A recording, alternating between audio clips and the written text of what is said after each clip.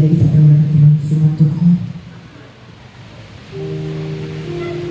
Dan setiap kita yang hadir di pagi ini, kita adalah penyembah Tuhan. Kita hidup dan kita diciptakan oleh karena kasih Tuhan dan untuk kemuliaan Tuhan. Kita akan melihat kasih Tuhan, kita terkagum, kita akan heran betapa banyak Tuhan dalam hidup.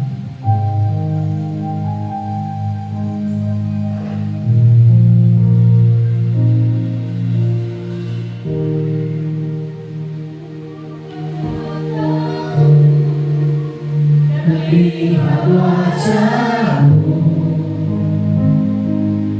ku terkagum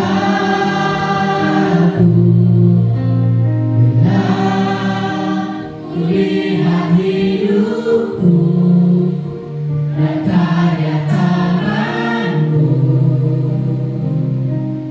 Ku tersanjung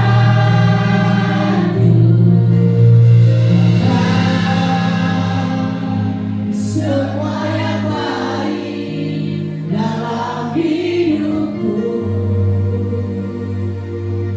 Itulah karya-Mu, Kau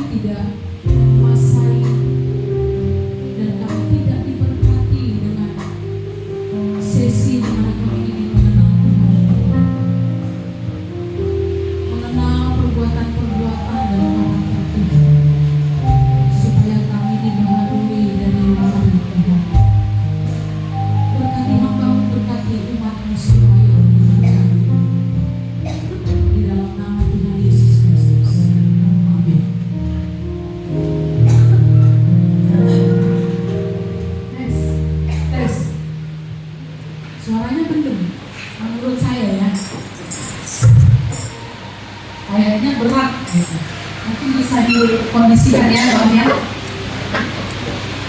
Shalom. Bapak Ibu yang dikasih oleh Tuhan hari ini, oleh Tuhan kembali kita ada bersama-sama dalam ibadah raya di BKMN Solidarity ya.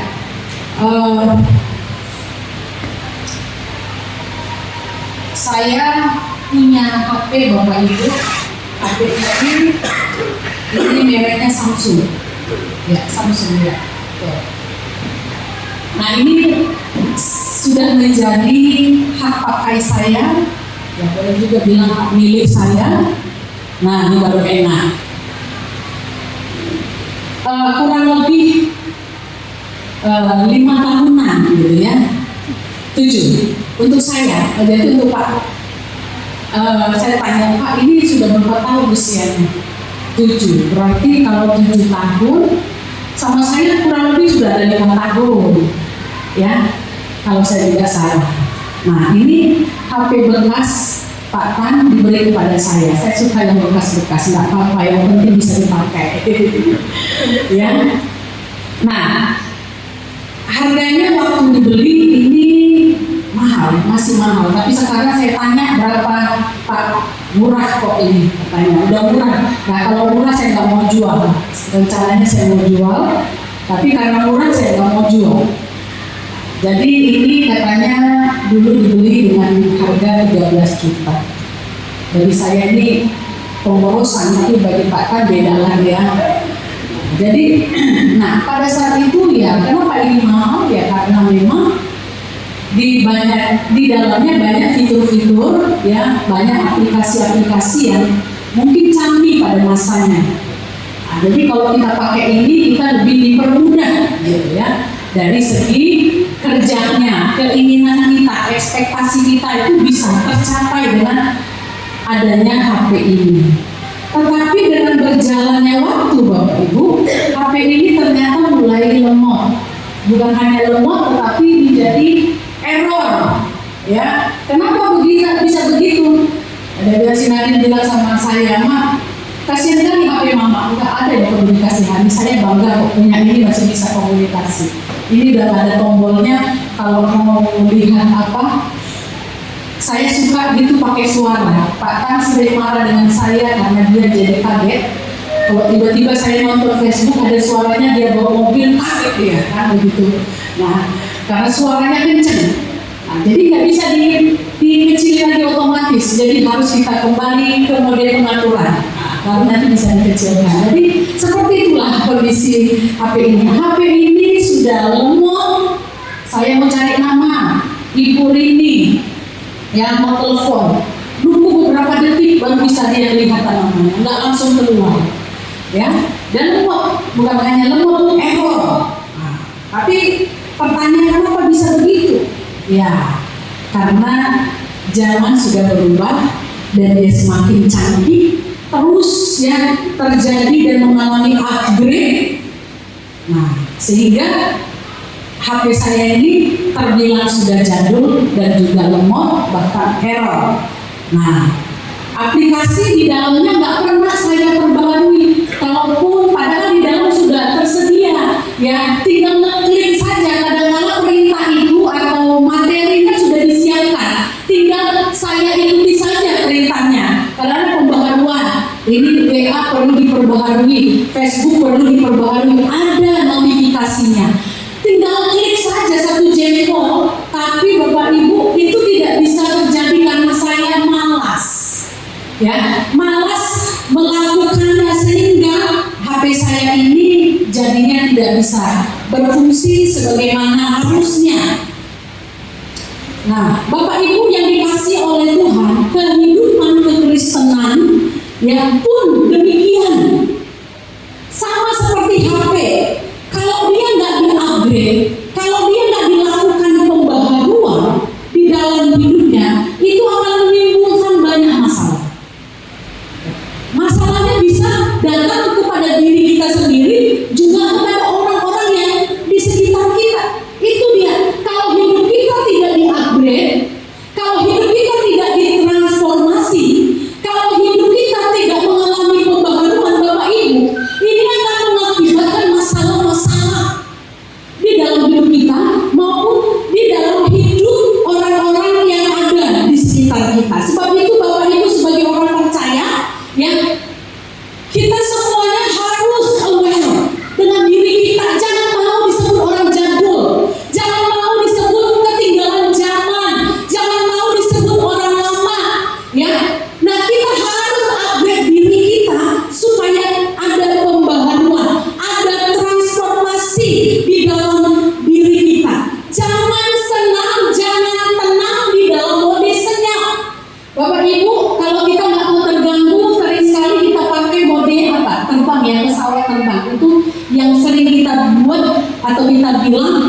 modesenya, kita nggak mau diganggu dan kita buat modesenya.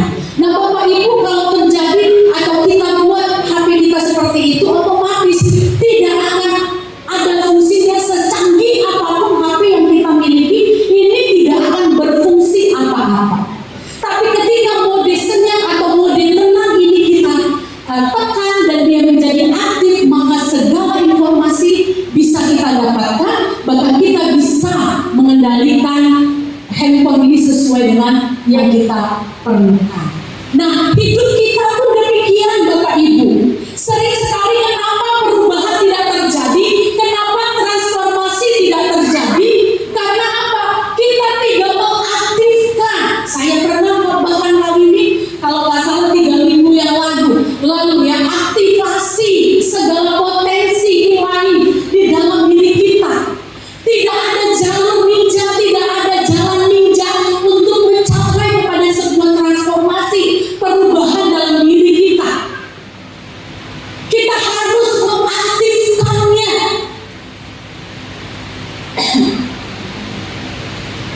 Hanya itu jangan satu-satu. Kita aktifkan ya kehidupan ilahi di dalam diri kita supaya perubahan itu bisa terjadi.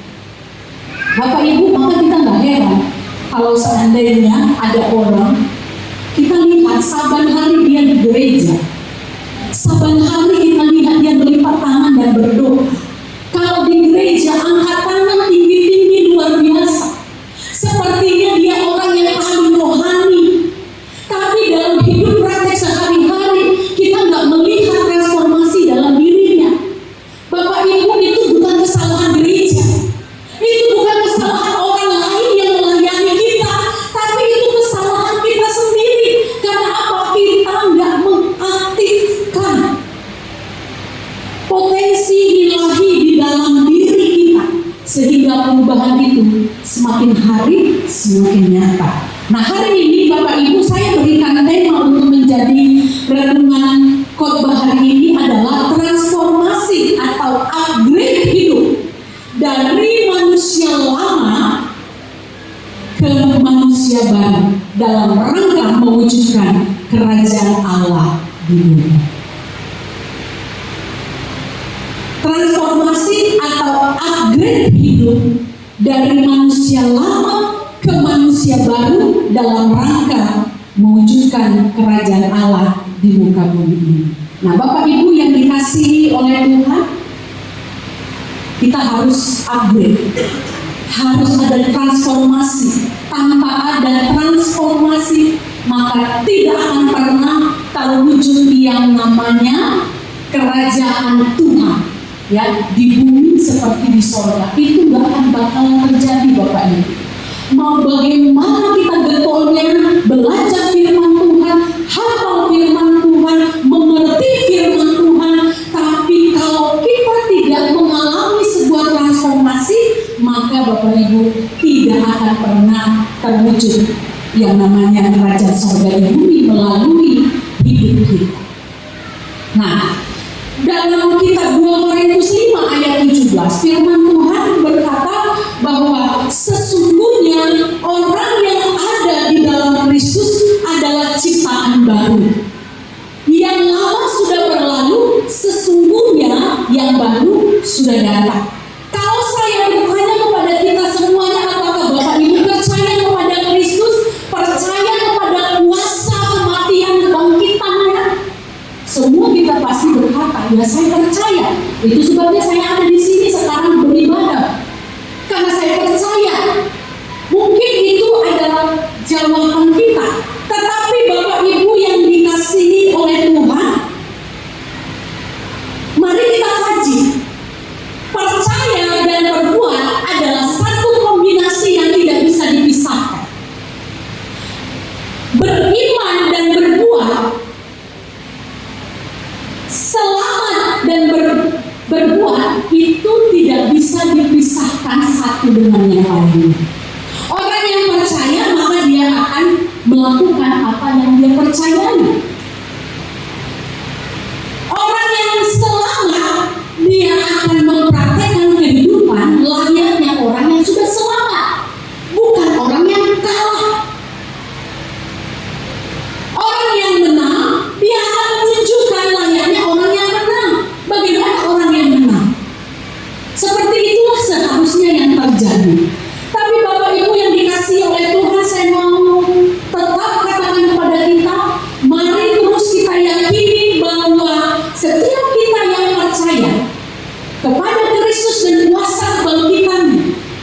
kita semuanya sudah ada di dalam Kristus dan hidup kita telah menjadi baru. Amin. Amin. Bapak Ibu yang dikasih oleh Tuhan, firman ini harus betul-betul Bapak Ibu terafirmasi di dalam diri kita. Saya ini sudah di dalam Kristus dan saya ini sudah menjadi orang yang baru di dalam Tuhan. Hal ini harus Bapak Ibu tersetting bagus. Dia melekat di dalam pikiran kita. Dia nggak keluar, nggak tercabut dari benak kita. Saya adalah orang yang telah ada di dalam Kristus dan hidup saya telah baru di dalam Kristus. Ini harus ada Bapak Ibu.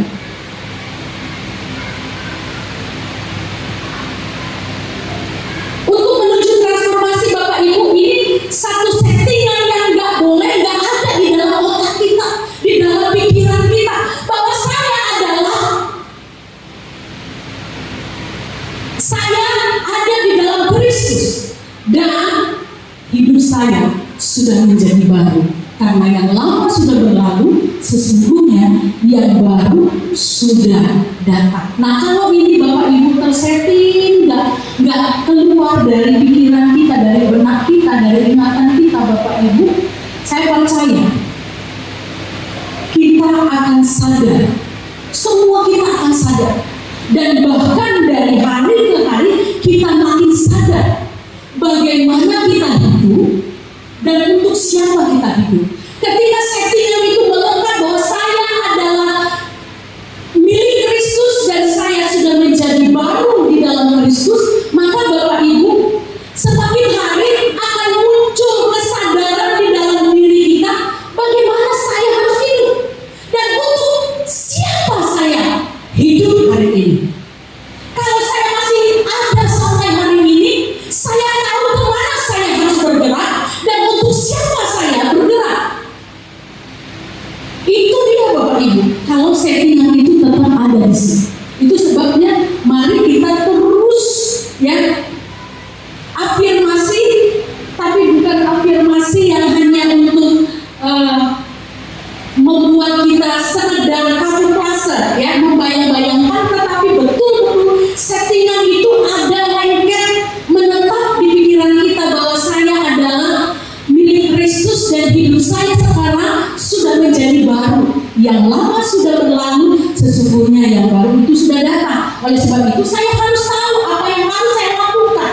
Orang yang memiliki settingan demikian, dia mengerti betul untuk apa, tujuan apa dia ada di dunia ini dan untuk siapa dia melakukan itu semuanya.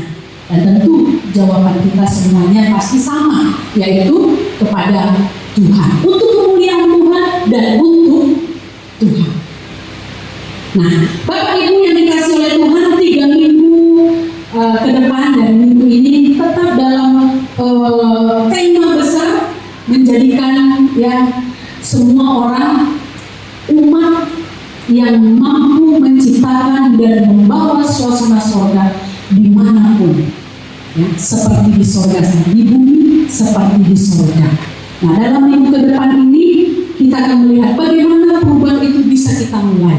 Nah, sekarang mari Bapak Ibu saya ajak kita untuk melihat firman Tuhan dari kitab Efesus pasalnya yang keempat, ayatnya yang ke 22 sampai 25. Tapi supaya satu perikop ini menjadi satu informasi yang perlu kita ketahui secara lengkap, saya akan bacakannya saja, tapi fokus kita dalam 3 minggu ke depan ini adalah ayat 22, 23, 24. Oleh sebab itu, bagi yang ditunjuk untuk melayani WL minggu depan dan minggu depannya lagi, mungkin sudah dapat gambaran firman Tuhan itu berbicara seputar apa. Kalau hari ini mengenai tanggalkan, minggu depan dibaharui, lalu minggu depannya lagi mengenakan. Ya, jadi Bapak Ibu yang dikasih oleh Tuhan, saya akan baca manusia baru. Sebab itu kukatakan dan kutegaskan ini kepadamu di dalam Tuhan. Jangan hidup lagi sama seperti orang-orang yang tidak mengenal Allah dengan pikirannya yang sia-sia, dengan pengertiannya yang gelap, jauh dari hidup persekutuan dengan Allah. karena kebodohan yang ada di dalam mereka dan karena kedegilan hati mereka. Perasaan mereka telah tumpul sehingga mereka menyerahkan diri kepada hawa nafsu dan mengerjakan dengan serakah segala macam pencemaran. Bapak Ibu, serakah bukan saja bicara tentang meraup harta, tetapi juga ya, bahwa kadang-kala ada orang begitu bandelnya, begitu degilnya, begitu keras kepalanya, sampai semua hal-hal yang berkenaan dengan kejahatan dia lakukan. Tetapi kalau bukan demikian, ini disebutkan kepada jemaat Efesus, kamu telah belajar mengenai Kristus. Ya, kita semua telah belajar mengenai Kristus, karena kamu telah mendengar tentang Dia dan menerima pengajaran di dalam Dia menurut kebenaran yang nyata dalam Yesus, yaitu bahwa berhubung dengan kehidupan kamu yang dahulu harus menanggalkan manusia lama yang menemui kebinasaannya oleh nafsunya yang menyesatkan, supaya kamu dibaharui di dalam roh dan pikiranmu, dan mengenakan manusia baru yang telah diciptakan menurut kehendak Allah di dalam kebenaran dan kekudusan yang sesungguhnya. Karena itu buanglah dusta dan berkatalah benar seorang kepada yang lain, karena kita adalah sesama anggota. Apabila kamu menjadi marah, janganlah kamu berbuat dosa, janganlah matahari terbenam sebelum padam amarahmu, dan janganlah beri kesempatan kepada iblis. Orang yang mencuri, janganlah dia mencuri lagi, tetapi baiklah dia bekerja keras dan melakukan pekerjaan yang baik dengan tangannya sendiri, supaya dia dapat membagikan sesuatu kepada orang yang berkekurangan. Janganlah ada perkataan kotor keluar dari mulutmu, tetapi pakailah perkataan yang baik untuk membangun di mana perlu, supaya mereka yang mendengarnya beroleh kasih karunia. Dan janganlah kamu mendukakan Roh Kudus Allah yang telah memeteraikan kamu menjelang hari penyelamatan. Segala kepahitan, kegeraman, kemarahan, pertikaian dan fitnah hendaklah dibuang dari antara kamu. Demikian pula segala kejahatan. Tetapi hendaklah kamu ramah seorang terhadap yang lain, penuh kasih mesra dan saling mengampuni, sebagaimana Allah di dalam Kristus telah mengampuni kamu. Demikian Bapak Ibu pembacaan firman Tuhan bagi kita secara lengkap. Nah, hari ini kita kembali kepada apa yang saya maksud untuk menjadi renungan kita dari ayat 22 sampai ayat 24, tapi hari ini kita fokus kepada ayat 22-nya saja. Nah, Bapak Ibu yang dikasih oleh Tuhan, sedikit latar belakang kalau kita melihat kitab Efesus ini atau jemaat di Efesus ini adalah komunitas di mana mereka hidup di dalam sebuah circle yang gak mudah, hidup di bawah circle yang masyarakatnya sudah modern. Dan kita tahu kalau sebuah bangsa, sebuah kota sudah menjadi lebih modern, maka akan ada banyak di sana hal-hal yang mungkin menjurus kepada yang duniawi. Orang sudah tidak lagi peduli dengan yang namanya etika, orang sudah tidak peduli lagi dengan yang namanya kebaikan, ya. Tidak ada lagi hal-hal yang perlu mereka takutkan. Mereka bukan sekadar modern, tetapi tempat di mana jemaat Efesus ini tinggal bukan adalah jemaat yang notabene yang sangat-sangat duniawi, sangat-sangat najis. Dan firman Tuhan sudah mengatakan hal itu dan kita sudah baca ayatnya ke-17 sampai ayatnya ke-18. Kita lihat bagaimana dikatakan oleh firman Tuhan kejahatan mereka itu sangat luar biasa. Dan itu sudah bukan hanya luar biasa ya, kejahatan yang mungkin tidak pernah terbayangkan itu sudah mereka mampu lakukan. Dikatakan tadi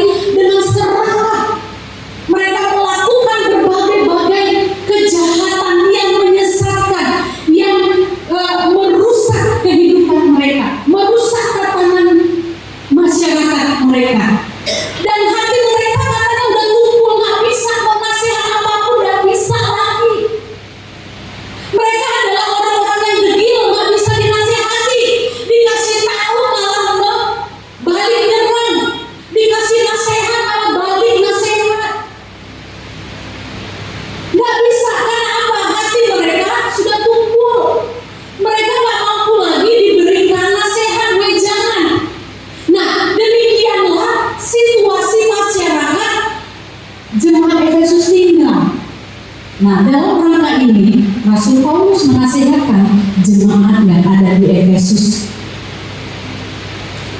Kamu berbeda. Kamu itu udah punya identitas yang baru. Apa identitas kita yang baru? Apa identitas kita yang baru? Halo Bapak Ibu? Apa identitas kita yang baru? Kok jadi diam semua? Hah? Saya milik Kristus, ini identitas kita loh. Saya anak Tuhan Yesus, ini identitas kita yang baru. Ketika kita percaya dan mengaku Dia sebagai Tuhan, identitas kita sudah dibaharui. Sekarang saya bukan lagi orang lama, tapi sekarang saya sudah menjadi orang baru. Saya sudah menjadi milik Kristus. Dulu saya milik kegelapan, sekarang saya milik terang. Terang di dalam Kristus itu menyelimuti hidup saya. Itu yang mau disampaikan oleh Paulus pada jemaat di Efesus. Sekarang kamu adalah milik Kristus.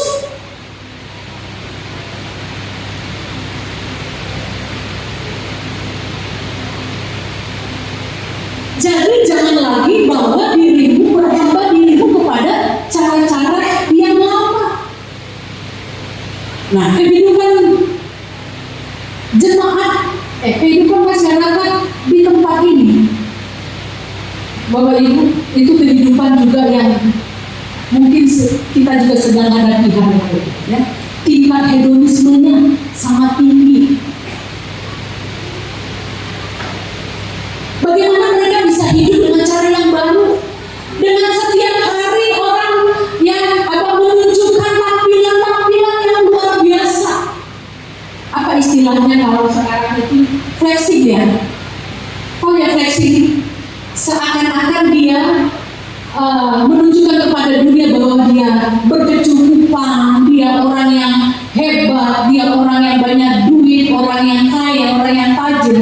Tapi sesungguhnya semua itu hanyalah kamuflase. Nggak ada. Dia hanya untuk menunjukkan kepada dunia, sekedar menunjukkan kepada dunia bahwa kamu jangan remehkan aku, karena aku seperti ini loh, hidupku bahagia, uangku banyak. Padahal mungkin semua yang dia pakai juga imitasi.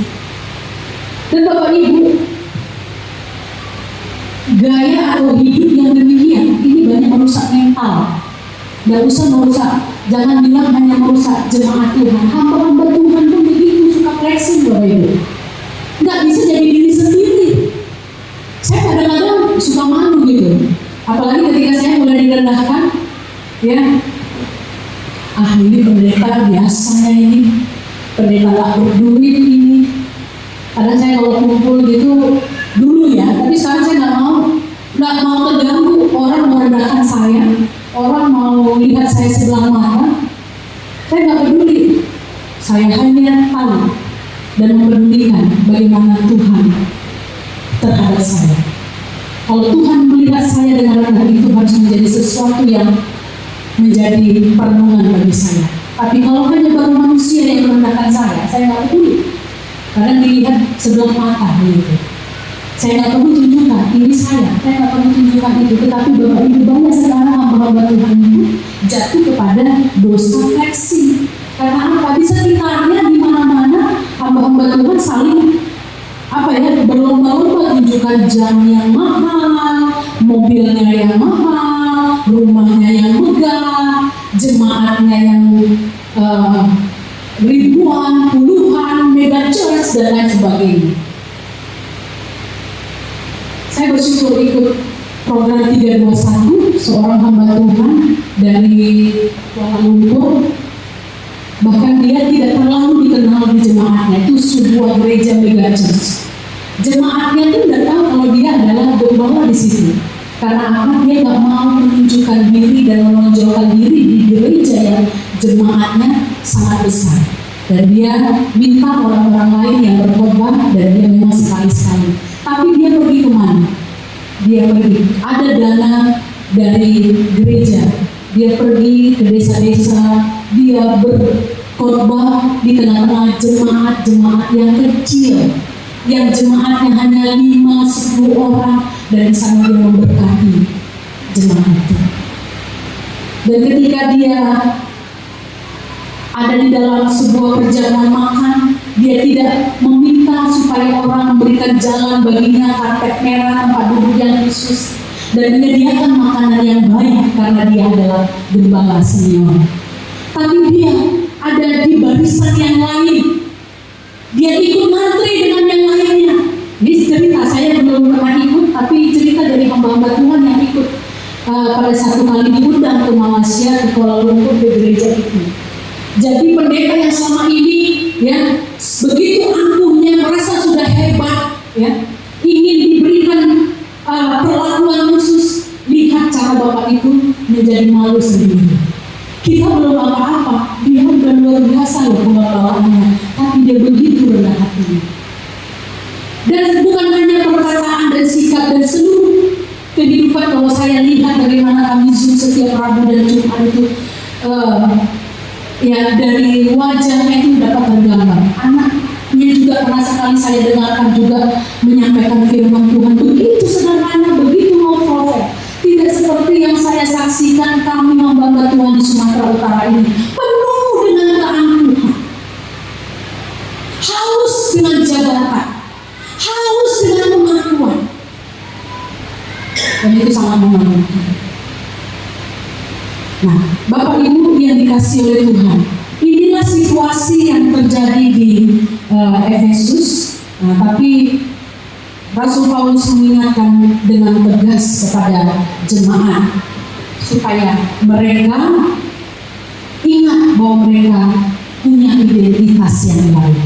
Melalui surat ini, Paulus ingin menyampaikan kepada jemaat yang ada supaya mereka memahami keselamatan bukan hanya status surga,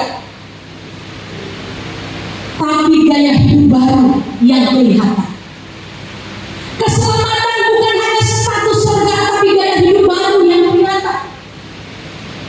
Tuhan ingin hidup kita bukan hanya percaya, tapi berubah. Katakan amin. Amin. Saya mau berubah. Saya harus berubah. Ini Bapak Ibu, jangan bicara surga kalau kau belum berubah hari ini.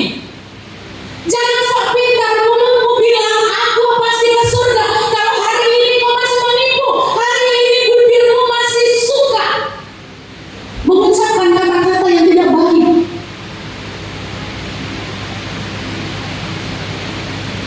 Suka fitnah dan semua bentuk-bentuk kejahatan yang dikatakan, yang dituliskan dalam kitab ini.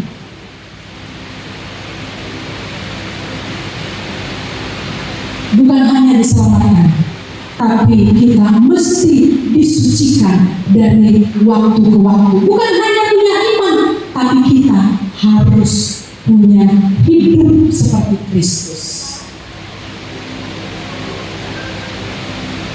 Saya rasa sudah ada 2-3 bulan ya kita khotbah tentang serupa dan segambar atau kerajaan surga di bumi seperti di surga sana.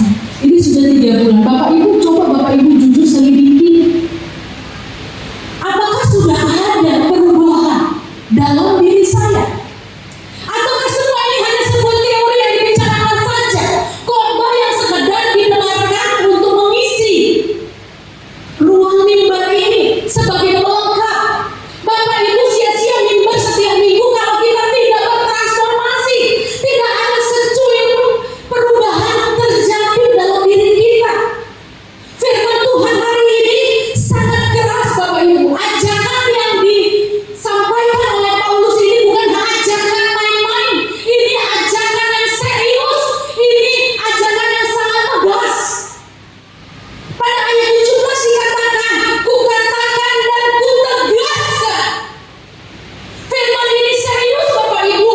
Kalau kita tidak berubah, kalau kita tidak bertransformasi Bapak Ibu, maka yang terjadi adalah kita semua ini adalah kumpulan-kumpulan monster-monster yang duduk di dalam gereja, sama hadir di dalam gereja, tapi tidak berperilaku layaknya Kristus yang dia percaya.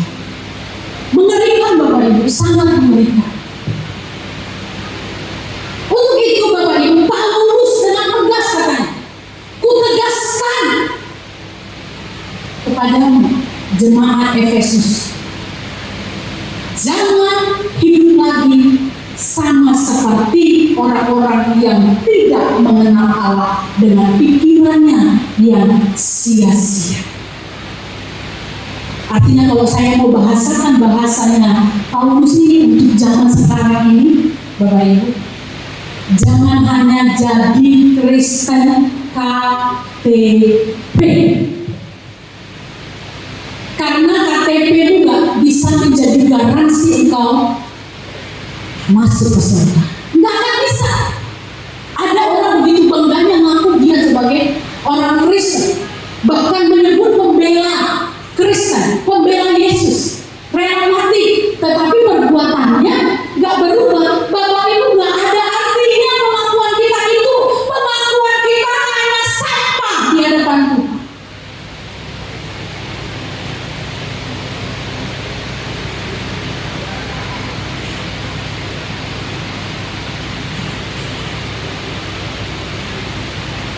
Tidak peduli sebaik apa, semanis apa kata-kata kita,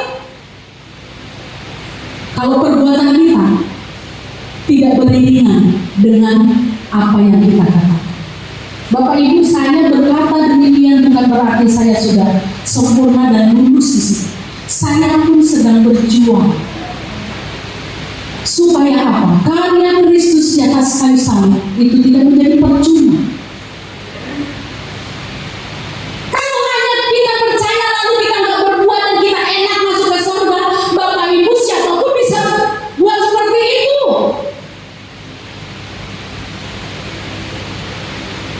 Tapi yang benar adalah kita percaya kepada Tuhan dan kita menghidupi kepercayaan itu.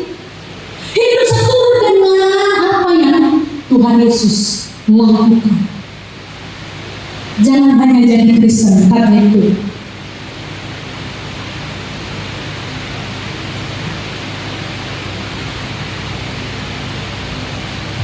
Jadilah Kristen yang berubah. Firman Tuhan sampaikan hari ini kepada kita. Tanggalkan, lepaskan, ya, tanggalkan, lepaskan. Mungkin bahasa yang bisa kita lebih mengerti, ya. Tanggalkan apa yang ditanggalkan. Manusia lama itu, Bapak Ibu. Manusia lama kita yang bentuknya tadi sudah kita baca bersama-sama di dalam perikop ini. Itu manusia lama itu, Bapak Ibu. Kita lepaskan, kita tanggalkan semua kebiasaan-kebiasaan buruk kita. Bapak Ibu, manusia lama itu bukan saja bicara tentang masa lalu. Tapi Bapak Ibu, itu suatu kebiasaan kecil namun sangat mengganggu kesaksian.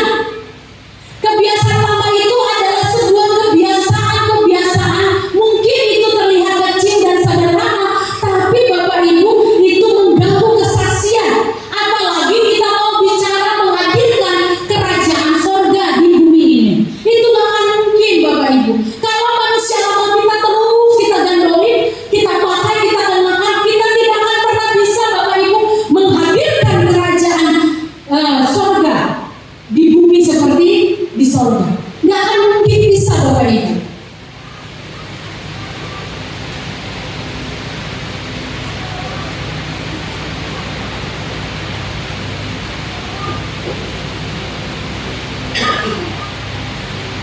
Tidak ada orang sudah tahu bajunya bolong-bolong, bolong sini, bolong kambing, ya.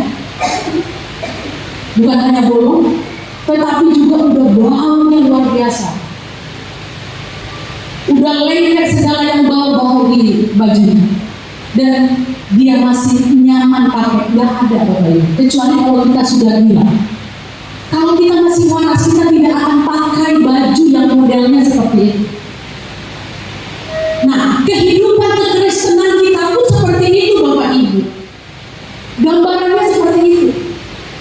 Tidak mungkin kita yang ada di dalam Kristus masih nyaman terus dengan kehidupan yang lama, kehidupan yang najis,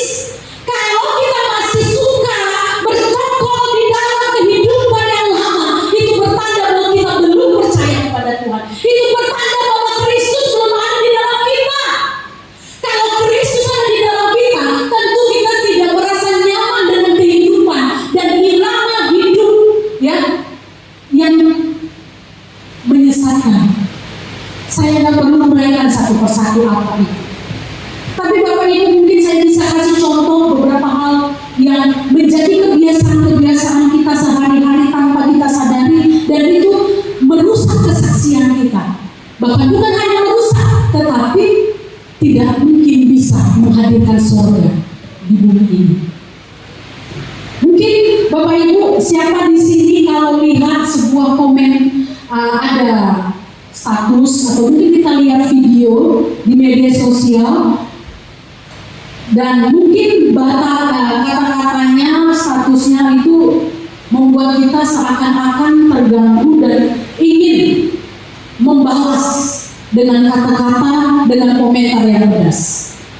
Pernah ya baca status, lihat video, rasanya ingin emosi. Lalu kita juga terpancing untuk buat komentar pedas.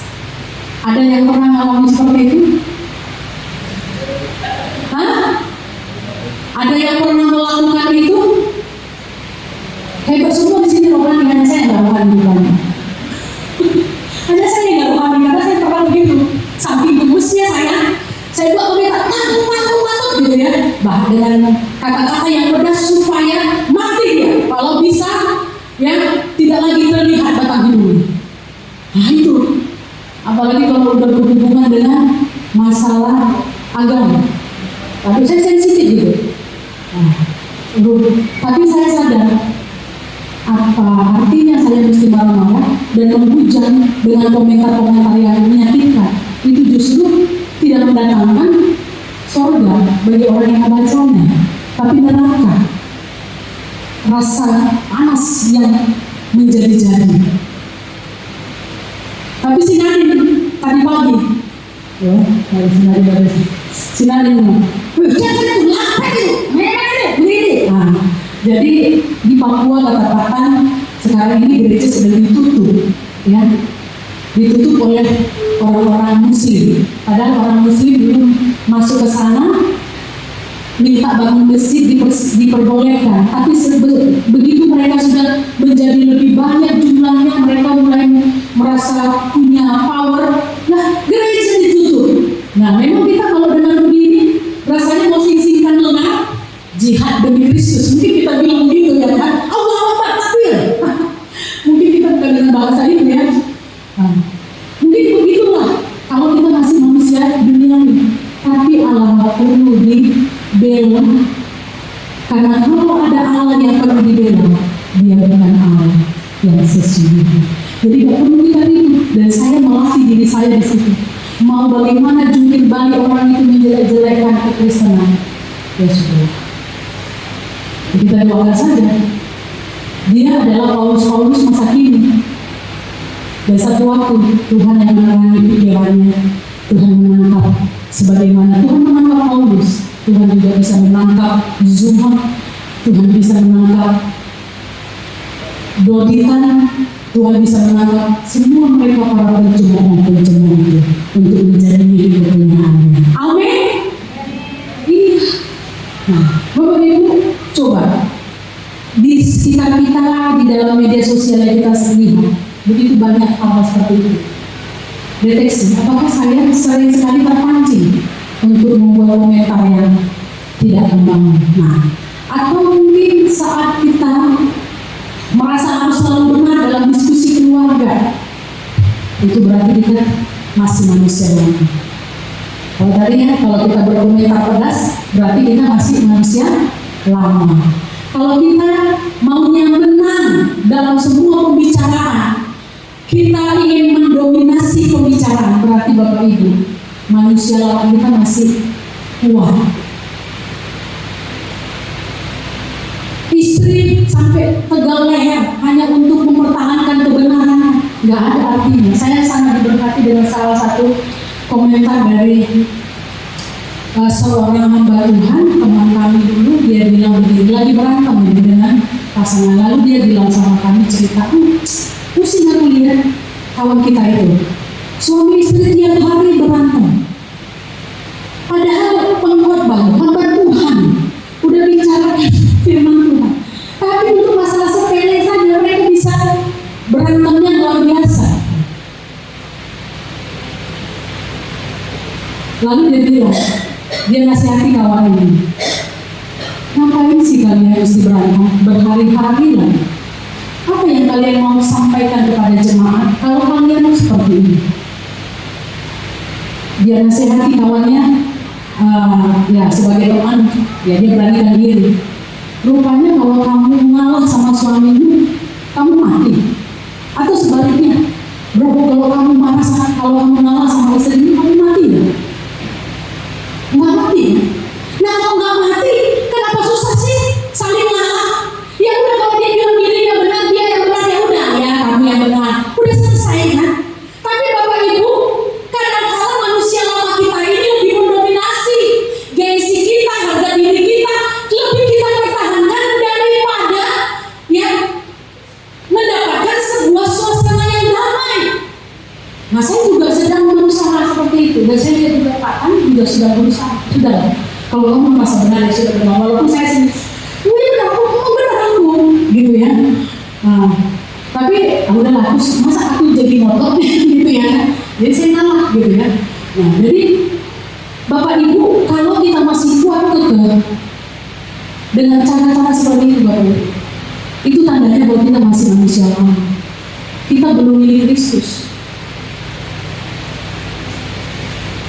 Kalau kita suka compare, membandingkan hidup kita dengan orang lain, dia enak kali dia ya, hidupnya ya, banyak uangnya, pastilah dia senang. Oh Tuhan, kenapa lagi nasibku seperti ini? Kenapa hidupku nggak seperti ini? Kita lihat kawan kita di Instagram, tampilannya oke-oke, dan kita bunuhkan busuk. Mulai kita compare, mulai kita komplain. Berarti manusia lama. Kita tidak mensyukuri apa yang ada pada kita saat ini. Kita tidak menjalani, apalagi menikmati kehidupan yang Tuhan berikan hari ini. Bapak Ibu, kalau kita tidak bersyukur dengan apa yang ada pada kita hari ini dan selalu membandingkan dengan kehidupan orang lain Bapak Ibu, maka kita masih ada di posisi manusia. Tak usah dibanding-bandingkan, tak perlu bandingkan. Tapi enak kali dia pakai mobil, aku enggak, lalu menjadi iri. Enak kali dia tidur pakai AC, aku enggak, lalu menjadi iri. Bapak Ibu nggak usah. Kalau kita masih seperti itu, berarti kita masih manusia lama. Dan saya harap kita mau bergerak maju. Amin. Tinggalkan Bapak Ibu manusia lama, pola-pola lama yang merusak kesaksian hidup kita di dunia ini. Nah sekarang Bapak Ibu, pertanyaannya, bagaimana kita menanggalkan manusia lama tersebut? Itu kan penting. Itu sebuah pertanyaan. Bagaimana sih caranya kita tanggalkan manusia lama ini? Gak mudah loh Bu. Gak mudah kita menanggalkan manusia lama ini. Paulus juga bilang, roh memang menurut tetapi daging lemah. Roh ingin, ya, rohnya Paulus ingin melakukan apa yang baik, tetapi dagingnya terus juga menarik dia untuk melakukan apa yang jahat. Yang memikirkan yang baik, yang melakukan adalah yang jahat. Jadi Bapak Ibu, memang di dalam hidup kita ini ada satu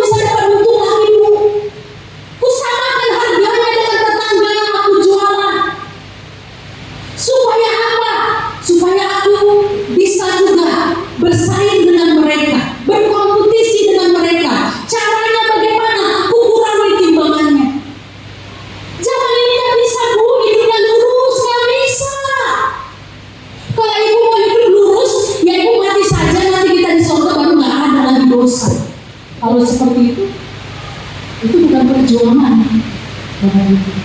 Bukan perlombaan, bukan pertandingan lagi. Justru hari inilah pertandingan itu kita lakukan. Di sorga tinggal kita menerima hadiah dan menghargainya. Nah, bagaimana kita menanggalkan kembali Bapak Ibu? Bersama saya berdoa.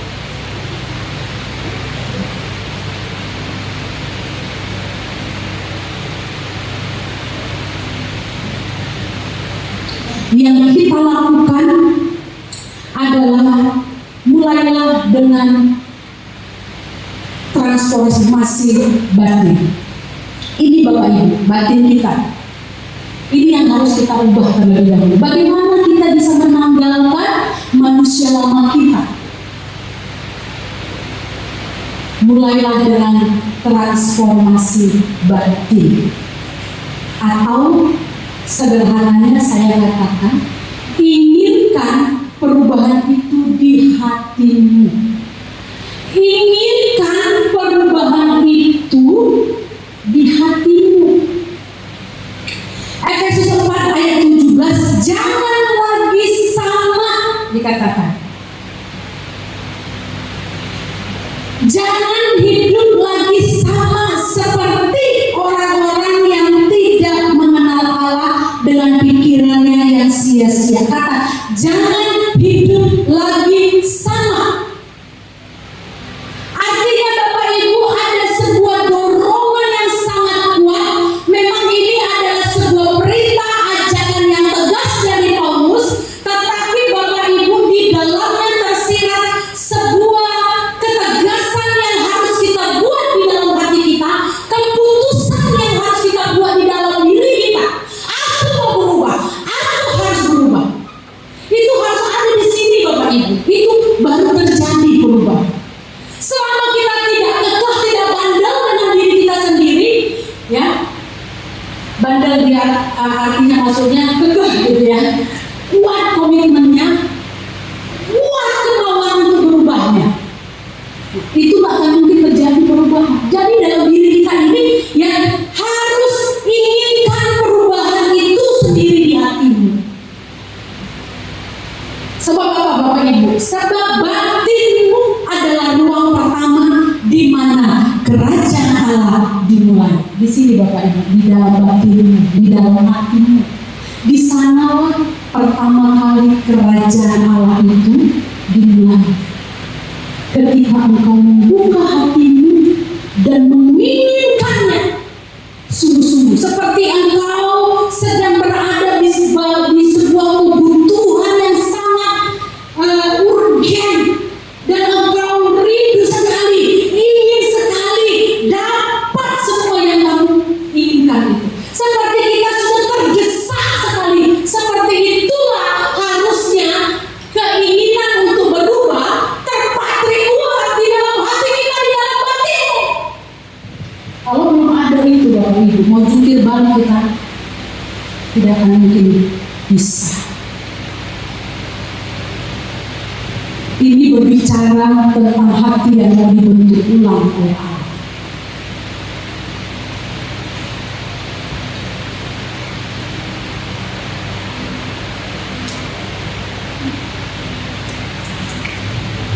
Seperti tanah liat di tangan sang penjunan, dia membentuk kita.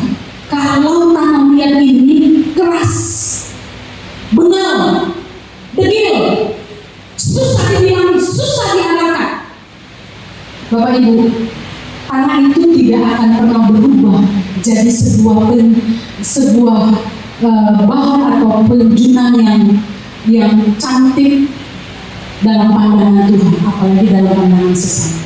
Nggak akan mungkin bisa. Hanya batin yang rela dan siap terbuka yang akan lebih mudah dipercaya, dibentuk ulang supaya menjadi barang yang berharga, barang yang mulia, barang yang dapat ditampilkan letakkan di tempat utama.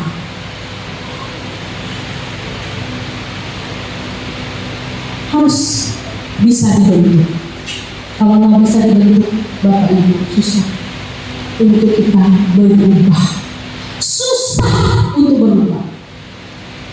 Ku mau seperti-Mu Yesus, disempurnakan selalu. Tapi saya sedikit ralat dulu ya, supaya kita nggak salah paham ya. Tuhan tuh nggak perlu disempurnakan karena Dia udah sempurna. Tapi maksudnya kita lah yang perlu sempurna, disempurnakan untuk menjadi sama seperti Kristus. Kita sempurna seperti Kristus. Bapak Ibu, ini yang harus terjadi. Setiap hari kita mau dibentuk, setiap hari kita mau disempurnakan untuk semakin indah lagi. Dan Dia mau bersama dengan kita setiap hari untuk melakukan perubahan. Tuhan itu bersedia, Dia berdiri di depan pintu hatimu, mengetuk, berubahlah, berubahlah, berubah. Setiap saat Dia berdiri di depan pintu hatimu untuk engkau, untuk kita berubah, untuk kita bertransformasi menjadi seperti Yesus dari waktu ke waktu. Lookingnya semakin indah, lookingnya semakin baik dalam pemandangan Tuhan maupun pemandangan manusia. Mukanya dari wajah yang sangar menjadi lebih lembut, menjadi lebih lembut seperti malaikat. Tidak ada lagi wajah-wajah yang mengganas di sini. Wajah-wajah kemarahan, wajah-wajah kebencian, wajah-wajah sakit hati. Tapi yang ada terlihat di wajah kita ini hanyalah wajah kemuliaan Tuhan. Amin. Jangan sekedar kita pintar bilang, kulihat di wajah-Mu kemuliaan Bapa. Kalau kita belum berdamai dengan diri kita sendiri, Bapak Ibu, ada banyak kekacauan, kejahatan, ya, kemunafikan dan lain sebagainya terjadi dalam hidup kita orang percaya. Sebenarnya bukan karena ada iblis saja yang menggoda kita, yang mencoba menarik kita jauh dari kasih karunia ini. Tetapi Bapak Ibu, ada hal-hal yang belum selesai dalam diri kita sendiri. Kita belum berdamai dengan diri kita sendiri, belum berdamai dengan keadaan di sekeliling kita, belum berdamai dengan Tuhan. Kalau kita sudah berdamai dengan Tuhan, boleh jadi kita sakit untuk sementara waktu, tapi kita akan cepat-cepat sadar dan kita berbalik lagi kepada apa yang Tuhan mau dalam hidup kita sebagai orang percaya. Saya harus segera mengakui, saya tak mau berlama-lama di sini. Tadi di dalam firman Tuhan dikatakan jangan sampai terbenam matahari, amarahmu belum selesai. Itu salah satu contoh.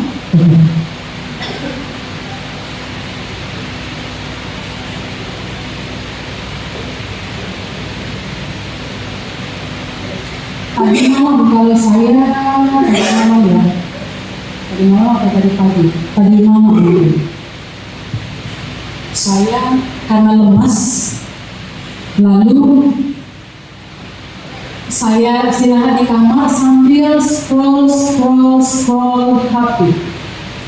Berapa lama saya nggak tahu juga, kayaknya hampir 1 hari 24 jam didominasi dengan scroll HP.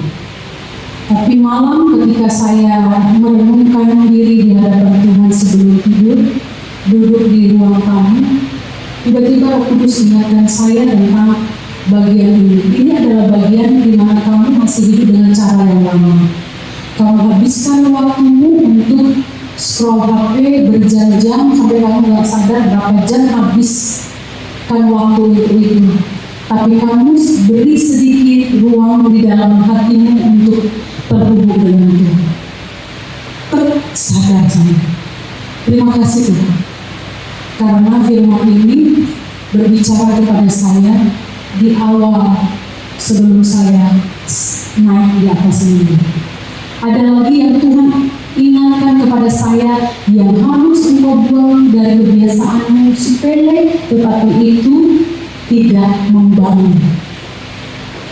Dan saya tadi malam putuskan, saya berdoa, saya putuskan, Tuhan, Roh Kudus, saya mau, saya bukan hanya ingin, tapi saya mau. Seperti itu saya bicara sama Tuhan, saya mau kebiasaan habiskan waktu di HP ini berhenti. Bukan berarti saya nggak pegang HP ini lagi. Setelah saya berdoa, karena saya mau, bukan sekedar ingin Bapak Ibu. Ya, ingin dan mau itu ada sesuatu yang berbeda. Saya mau, putuskan dalam diri saya mau. Sampai saya pegang dada saya mau Tuhan, saya nggak mau terikat dengan HP itu Tuhan. Ini nggak berdosa, tapi ini menjadi berdosa gara-gara saya nggak bisa kendalikan diri saya. Caranya bagaimana? Saya langsung lakukan. Bapak Ibu, orang yang mau berubah itu dia langsung lakukan, nggak nunggu momen, nggak nunggu waktu yang baik, nggak tunggu tua, nggak tunggu sembuh, nggak tunggu kaya, enggak, segera. Karena seakan-akan hari ini adalah hari terakhir hidup saya, maka saya harus segera melakukan perubahan. Kalau saya tidak berubah, maka hancurlah hidup saya, binasalah saya. Saya harus berubah. Bagaimana saya melakukannya? Malam itu saya hanya buat pesan satu, Tuhan, aku ambil ini untuk mau buat pesan kepada seseorang. Lalu saya letakkan lagi. Pagi saya bangun, saya kirim renungan. Setelah itu saya letakkan lagi. Dan saya mau berjuang, Bapak Ibu jangan pikir udah selesai. Enggak, ini perjuangan, sebentar lagi selesai ibadah. Saya di rumah, apakah saya bisa konsisten dengan maunya saya? Saya percaya Bapak Ibu, kalau kita betul-betul mau di dalam batin kita, sungguh-sungguh mau. Bapak Ibu, perubahan itu masih terjadi. Jangan tunggu situasi berubah, jangan tunggu sebuah momen datang baru kita berubah, tapi berubahlah sebelum perubahan itu menghancurkan diri kita sendiri.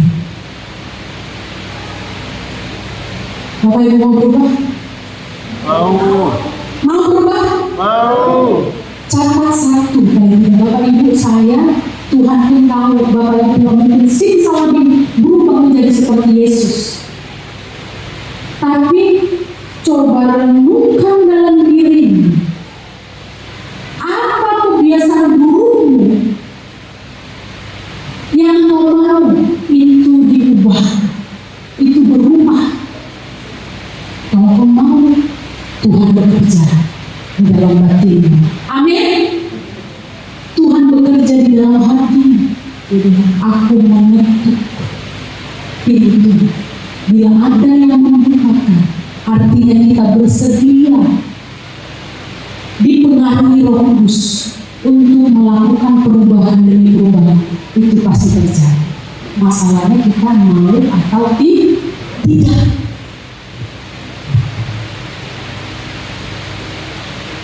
Yang kedua, kalau tadi kita transformasi apa? Batin kita. Inginkan sebuah perubahan. Yang kedua, supaya kita bisa menanggalkan manusia yang lama itu, yang kedua Bapak Ibu, akui, kita harus berani mengakui kerapuhan kita.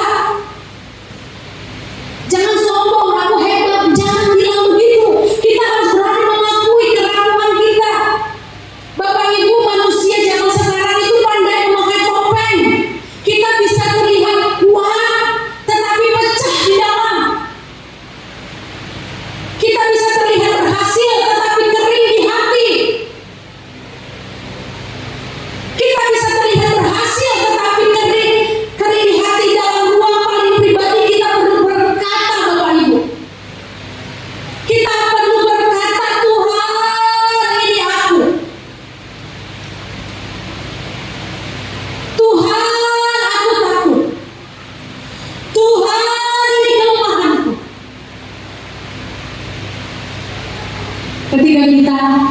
menyadari kerapuhan kita Bapak Ibu, keterbatasan kita, maka di sanalah manusia lemah kita akan luluh.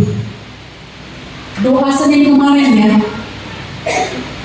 salah satu yang saya minta itu sangat penting bagi saya adalah tolong doakan saya. Mungkin saya nggak begitu menyadari, walaupun kadang-kadang sadar ada beberapa hal yang saya sadar saya lemah di situ, rapuh di situ. Tapi ada hal lain yang saya tidak peka dan tidak sensitif bahwa itu adalah sesuatu yang merusak kesaksian saya di hadapan banyak orang. Saya bilang kepada jemaat yang ikut berdoa, tolong doakan. Bapak Ibu yang tahu sisi lemah saya, kejelekan saya, karakter saya yang betul-betul kurang. Bapak Ibu tolong bantu saya dalam doa Bapak Ibu. Kalau ada yang perlu diperbaharui dari saya, maka jangan sungkan untuk menyampaikan kepada saya, supaya saya melihat itu, mengerti itu, dan mencoba untuk berubah. Dengan rendah hati saya minta jemaat waktu itu, doakan saya supaya saya menjadi seperti yang Tuhan mau. Bapak Ibu sadari, saya sadar saya akan gampang marah. Tadi pagi itu saya mau hampir marah, sampai keluar bahasa saya, kamu aja jadi gembala, saya bilang. Udah marah itu Bapak Ibu, tapi saya langsung Tuhan ampuni saya. Tolong saya Tuhan, tolong saya menang dalam hal ini. Tolong saya supaya saya tidak lekas gusar dengan sesuatu yang mungkin kurang pas di hati saya. Saya mau belajar, saya mau. Dan saya bilang sama Tuhan, Tuhan saya rapuh di bagian ini. Tolong saya rapuh, kuatkan saya di saat hal-hal seperti ini harus terjadi. Tapi memang ini harus terjadi sebagai medan tanding saya. Kalau ada yang begitu-gitu, dari mana saya bisa teruji? Saya nggak gampang marah. Ya harus ada orang yang nggak marah supaya saya bisa teruji saya gampang marah atau enggak. Kalau saya di hutan, saya di gua, ya saya nggak bisa marah, nggak ada lawan saya. Saya mau marah sama siapa? Iya kan? Ya hati saya harus dipertemukan memang dengan orang-orang yang buat saya jengkel. Tapi saya boleh bermegah Bapak Ibu. Saya bersyukur saya lakukan ini bukan untuk kesombongan duniawi saya, tapi saya lakukan ini karena saya bermegah karena Tuhan yang telah membuat saya ada di titik ini, dan itu perjuangan sampai nanti mertua saya tutup mata, baru saya bilang Tuhan terima kasih karena Tuhan buat aku sabar menghadapi mertua. Beberapa hari yang lalu saya berantem dalam arti bukan berantem dulu gimana. Saya hanya bilang, jangan begitulah kalian, saya bilang. Jadi di rumah mungkin saya sering membela, karena gara-gara membela nenek, jangan kalian perlakukan nenek seperti itu. Itu orang tua kita. Kalau nggak ada dia, nggak hidup kalian. Nggak hidup saya, walaupun saya bukan lagi dari perutnya. Jangan perlakukan dia. Ya namanya juga sudah tua. Ya. Dan saya berjuang dalam diri saya nggak mudah Bapak Ibu atau ibu-ibu yang punya mertua atau ibu-ibu yang punya mertua biasanya nggak bisa dekat ya, nggak bisa gitu ngurus dengan hati yang susah itu Bapak Ibu. Saya juga dulu gitu, tapi saya mau dan saya bilang saya rapuh Tuhan. Itu bukan mamaku Tuhan, saya bilang loh Bapak Ibu sama Tuhan begitu. Itu bukan mama, gimana aku bisa mengasihi dia dengan kasih seperti aku mengasihi mamaku sendiri. Tapi berikanlah Tuhan, buatlah di dalam hatiku kasih yang aku miliki kepada mama kandungku sendiri. Ketika kita jujur di hadapan Tuhan, Tuhan itu Bapak Ibu menghargai dan dia bantu saya. Dan saya paling besar kalau saya pergi mama belum makan. Sebisa mungkin lebih cepat saya kasih makan kalau saya tahu dia belum makan. Kayak kemarin pergi ke pesta, kami berangkat jam 3:30, karena baru makan memang makan lagi kan 2 kali pagi. Maka saya pikir masih kenyang lah. Ada Nadine saya pikir, rupanya saya pulang sore. Nadine, nenek tadi saya udah kasih makan, belum mak. Udahlah emosi lah saya jadinya kan. Nenek tidak makan, jadi langsung terganggu kayak ibarat kita punya bayi kalau dia belum makan, rasanya kita gelisah. Nah, seperti Dan itu tidak bisa saya usahakan dengan kekuatan saya, hanya Tuhan yang boleh di dalam saya. Perubahan itu Tuhan yang kerjakan. Bapak Ibu, jujur aja di hadapan Tuhan, kalau orang pribadi yang begitu, kalau sama aku, saya pemarah, bilang sama Tuhan, Tuhan aku pemarah. Tolong saya, kuatkan saya supaya saya menang di medan yang ini. Saya sini berbohong Tuhan, nggak ada apa-apa pun sebenarnya, nggak ada sesuatu yang berbahaya, saya berbohong. Kayaknya berbohong itu sesuatu yang menyenangkan, sudah biasa lifestyle saya. Minta sama Tuhan, apa salahnya sih untuk jujur? Kenapa harus berbohong? Kalau untuk jujur kita nggak mengalami apa-apa, kenapa kita harus berbohong? Tapi kan udah terbiasa berbohong, ya berbohong terus.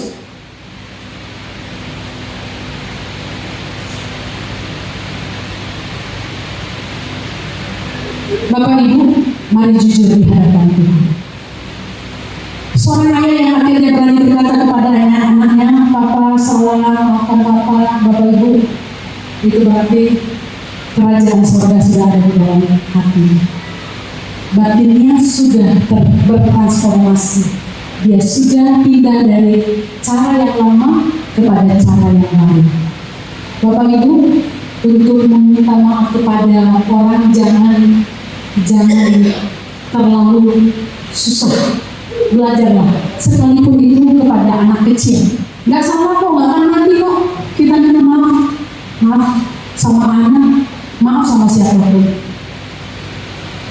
Seorang istri yang berani berkata, aku butuh pertolongan Tuhan untuk mengatasi kemarahanku seperti tadi.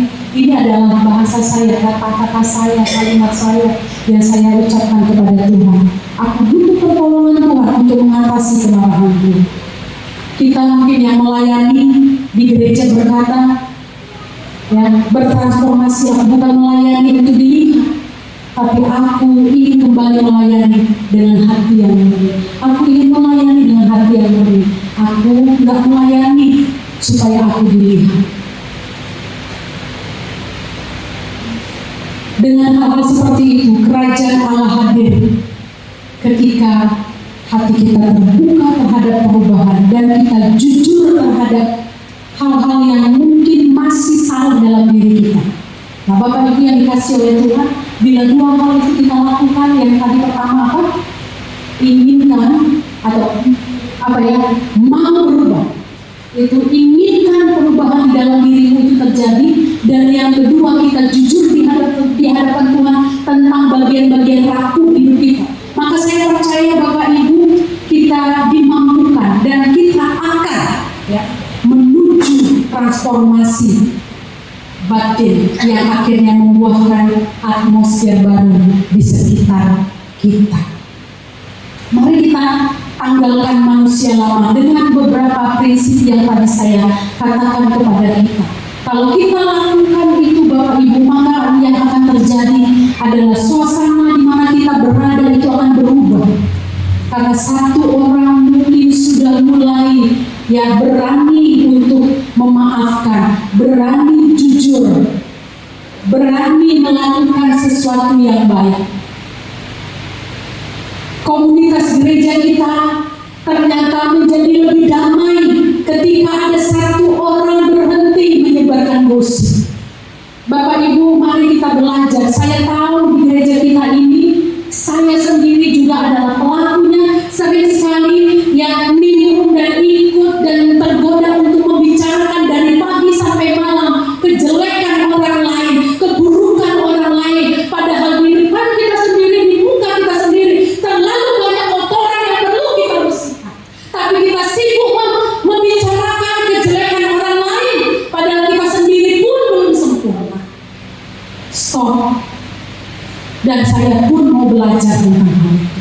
Daripada kita menceritakan orang lain, alangkah lebih baik kita menceritakan kebaikan Tuhan atas hidup kita. Amin. Ya, kebaikan Tuhan atas hidup kita, kita bicarakan dari pagi sampai malam, supaya orang menikmati anugerah dari perbincangan yang kita lakukan. Membahas bukan berarti membahas sesuatu kita nggak bisa untuk menyelesaikan, tapi bukan untuk menjatuhkan, membicarakannya di belakang. Bapak Ibu, kita harus bergerak maju menjadi orang yang lebih baik dan juga berubah. Nah, kalau kita berubah, orang akan merasakan ya, Bu Ida ini dulu suka dia nimbrung-nimbrung, menggosip, tapi dia sekarang nggak, aku jadi malu ngomong sama dia. Jadi satu orang berubah, nanti yang lain nggak mikir, ikut berubah. Kalau aku ngomong sama Bu Lena tentang ini, dia nggak mau tanggapi, selalu dia alihkan pembicaraan ke tempat yang lain. Oh, berarti dia udah nggak mau lagi. Aku malu lah kalau bicarakan gosip-gosip sama Bu Lena.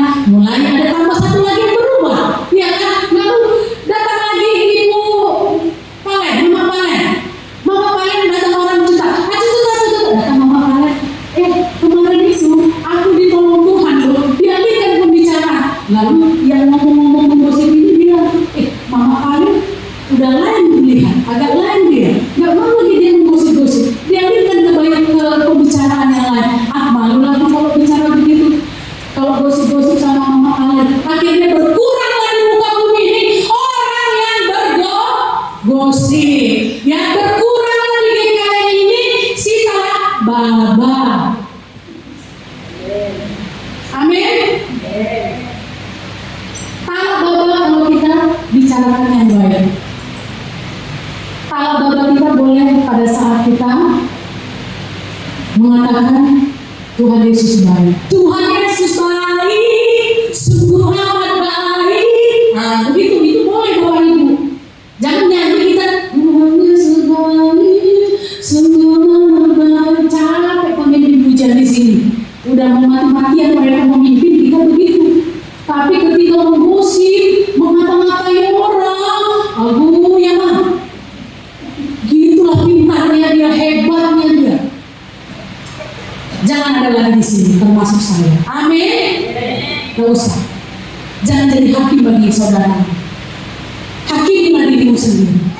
Hakimi dirimu sendiri. Jangan hakimi keluarga. Ketika kau berubah, atmosfer di sekelilingmu itu juga akan mengikutinya.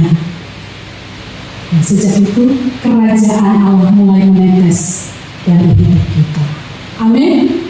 Siapa yang mau kerajaan Allah menetes melalui hidupnya? Saya mau kerajaan Allah menetes melalui hidup saya di tengah muka bumi ini. Selama saya hidup, tidak ada yang bisa saya berikan kepada orang lain. Ya, tidak ada yang bisa berikan kepada Tuhan selain saya harus berubah, supaya orang semakin mengenal Kristus dalam saya, supaya orang melihat Kristus dalam saya. Sekalipun saya jelek, tapi kemuliaan Tuhan ada di wajah saya. Haleluya, mari kita berdoa. Bapa, terima kasih untuk hari ini firman-Mu sudah kami dengarkan. Terus kami Roh Kudus di dalam kami kemauan untuk kami berubah, sungguh-sungguh berubah, mau berubah, harus berubah. Dan biarlah kami jujur terhadap kekurangan kami, terhadap kelemahan kami, supaya Allah dapat bekerja, supaya Roh Kudus dapat menguasai sepenuhnya dan kami dapat berubah. Terpujilah nama Tuhan, kami bersyukur dan berdoa. Amin. Amin.